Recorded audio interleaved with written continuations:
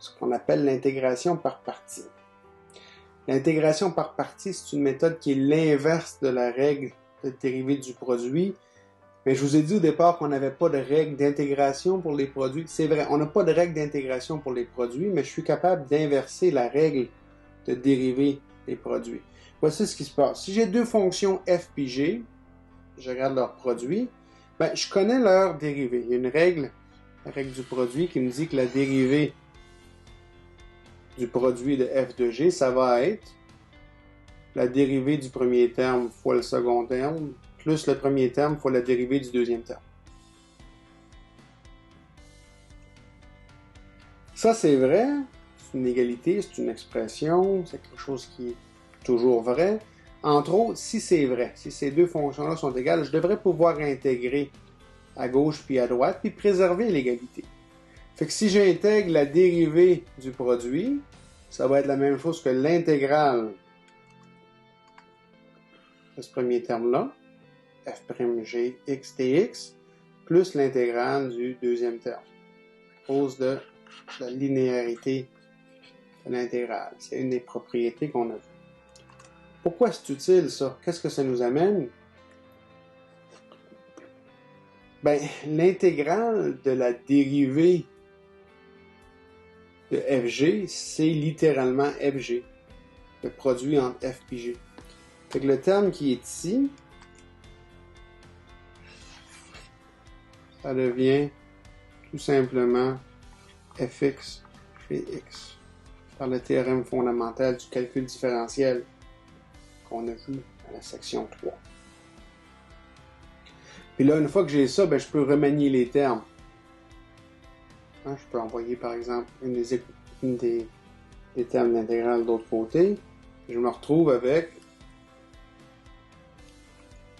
J'ai décidé d'envoyer ce terme-ci de l'autre côté. L'intégrale de fg', c'est fg moins l'intégrale de f' fois g. Fait que ce que vous devez faire, si vous cherchez à intégrer un produit, peut-être qu'il y en a un des morceaux du produit qui pourrait jouer le rôle de f, puis un morceau qui pourrait jouer le rôle de g'. Puis si vous avez fait le bon choix, ben vous devriez vous retrouver avec une nouvelle intégrale qui devrait être plus simple à calculer. Si vous consultez un autre livre, parfois la formule d'intégration par partie, elle est donnée à l'aide de la notation de Leibniz. Ici, U, c'est la même chose que f de x. V, c'est la même chose que g de x. Puis du, c'est ce qu'on a appelé f' de x dx. Puis dv, ben ça va être g' de x dx. C'est la même règle, c'est juste la notation qu'il utilise est différente. Fait que si on pense que cette intégrale-là pourrait se calculer à l'aide de l'intégration par partie, il faut trouver quelque chose qui va jouer le rôle de f, de x, le terme qui est ici, quelque chose qui va jouer le rôle de g', le terme qui est ici.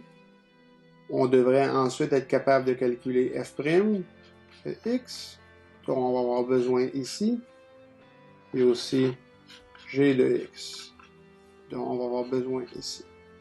On a aussi besoin ici, puis ici on a besoin de f, mais ça c'est pas trop difficile, on n'a pas besoin d'intégrer une deuxième fois. Fait que notre question à nous c'est, qu'est-ce qui pourrait jouer le rôle d'un f de x, dont la dérivée serait facile à calculer, qu'est-ce qui pourrait jouer le rôle d'un g' de x, dont la primitive serait facile à calculer. Regardez, on a l'intégrale de x plus 1 au carré fois x à la 3. Êtes-vous capable de trouver un f de x et un g' de x là-dedans? Pensez-y, prendre une petite pause, quand vous serez prêt, on continuera.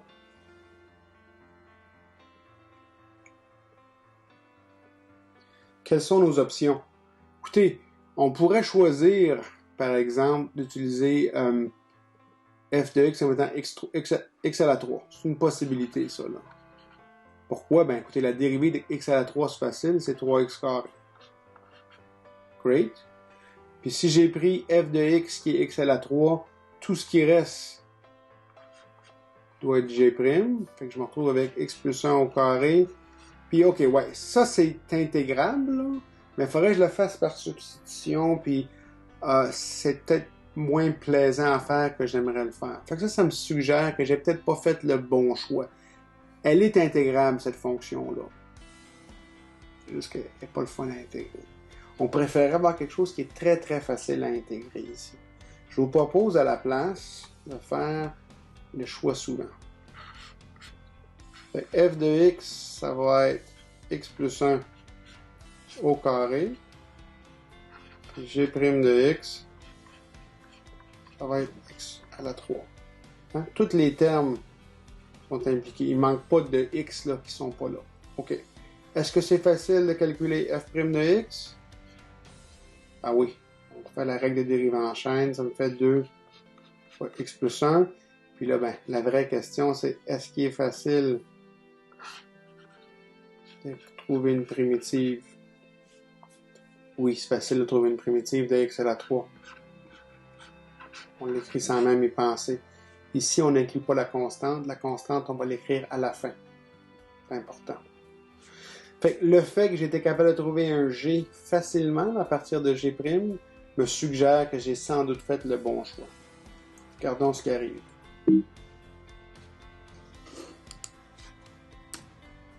J'étais trop loin. Hein? On va être trop loin, excusez-moi. Puis là, on intègre par partie. Fait qu'on avait l'intégrale de fg', c'était f fois g moins l'intégrale de f'g. Ben, c'est vraiment pas compliqué. F, on sait c'était quoi, c'était un des choix qu'on avait fait. C'était le f qui vient ici. G, on l'a calculé ici. Moins, c'est important de se rappeler qu'il y a un moins qui rentre en jeu ici. L'intégrale de f', on l'a calculé, c'était ici. Puis G qui est ici. Quelque chose qu'on a calculé aussi. Ça, c'est toujours vrai, indépendamment du choix de f et de g' que vous avez fait. La question, c'est est-ce que ça vous permet de simplifier le calcul? Est-ce que la nouvelle intégrale que vous avez à calculer ici, elle était plus simple à calculer que l'intégrale qui était là? Dans les deux cas, c'est un polynôme de degré 5, hein, x à la 4 fois x, puis ici j'ai x à la 3 puis x au carré, sauf que il n'y a pas de puissance ici avec le binôme. Ça me suggère que c'est sans doute plus facile à calculer. Rappelez-vous, là, vous avez une autre intégrale à évaluer. Vous ne pouvez pas oublier le terme qui est ici. On appelle le terme de la frontière. Puis vous ne pouvez pas oublier qu'il y a un moins, potentiellement. Si j'avais 2 divisé par 4, ça me donnait moins une demi. Il y a des constantes qui vont peut-être être ici. Vous allez calculer cette intégrale-là séparément, mais il faut qu'elle revienne être multipliée par moins, possiblement la constante, puis vous rajoutez à ça le terme frontière qui a fait là.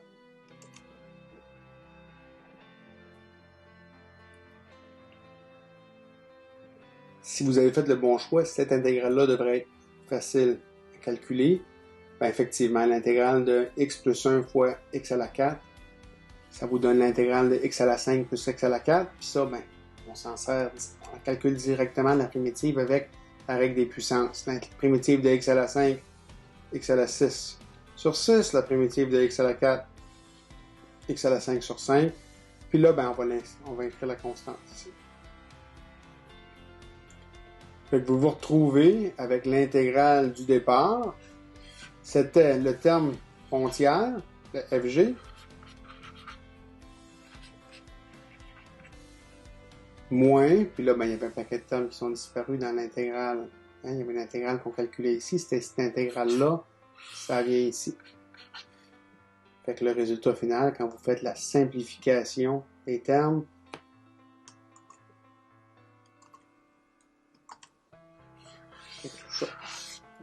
Ça, je vous le rappelle, là, c'est la combinaison du FG, le terme frontière, moins l'intégrale de F'G, qui a été plus facile à calculer.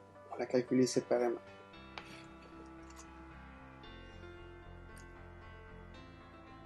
Vous n'avez pas toujours besoin de vous servir l'intégration par partie. Vous auriez pu le faire directement. On l'a fait déjà, c'est pas trop compliqué à faire directement. Si vous aviez fait l'autre choix, comme je vous ai mentionné à un moment donné, ça se peut que le calcul de G soit plus difficile à faire. C'est quand même faisable, c'est juste pas aussi plaisant. Puis là, quand vous faites la règle d'intégration par partie, vous vous retrouvez avec une intégrale ici, là. La nouvelle intégrale à calculer est pas vraiment plus simple que celle qu'on avait au départ.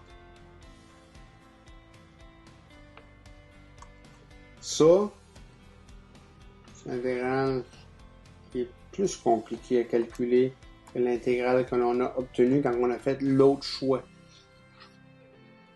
On va faire une petite simplification rapide. C'est ça qui détermine si vous avez fait le bon choix ou pas.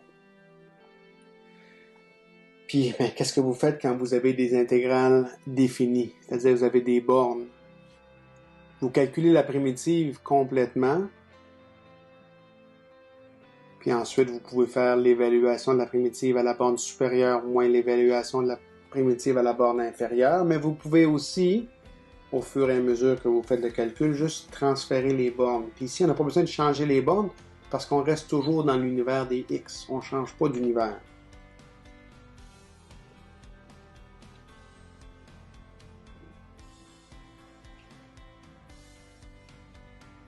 Fait que supposons que vous prenez l'exemple précédent, on l'a trouvé, la primitive. La primitive de x plus 1 au carré fois x à la 3, c'était 1 sixième x6 plus 2 cinquième x5 plus 1 quart x4.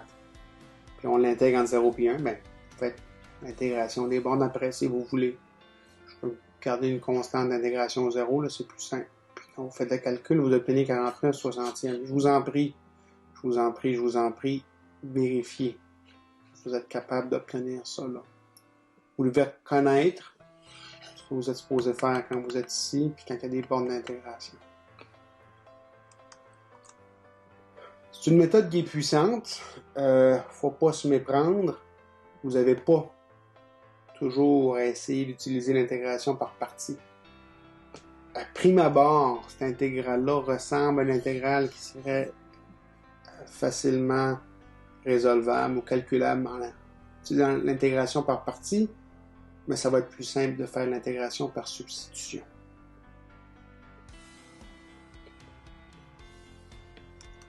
Fait que dans l'ordre des choses, en général, vous allez commencer par essayer de faire une intégration directe. Est-ce que c'est une intégrante dont je connais déjà la primitive? Peut-être vous avez des formules.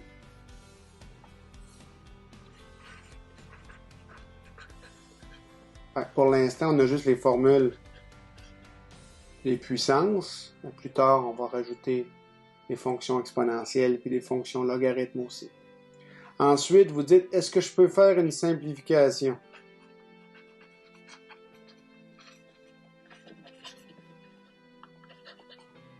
En vous servant soit de la linéarité,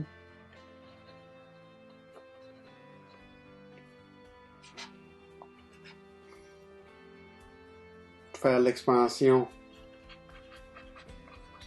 des polynômes, et ainsi de suite. Puis là, vous pouvez peut-être, avec les termes qui restent, vous servir de l'intégration directe, avec les formules. Si ça ne marche pas, vous allez essayer de faire une intégration par substitution. Puis si ça ne marche pas, vous allez essayer de faire une intégration par partie.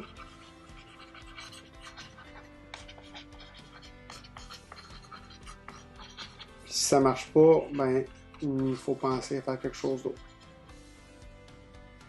Il y a beaucoup d'autres façons, beaucoup d'autres méthodes d'intégration. Dans ce cours-ci, ça va être une des 4 approches là. Mais intégration par partie, c'est votre dernier recours. C'est pas le premier truc à essayer, en général. Puis la substitution, c'est pas votre premier recours non plus. Vérifiez si vous pouvez faire des simplifications en vous servant des propriétés.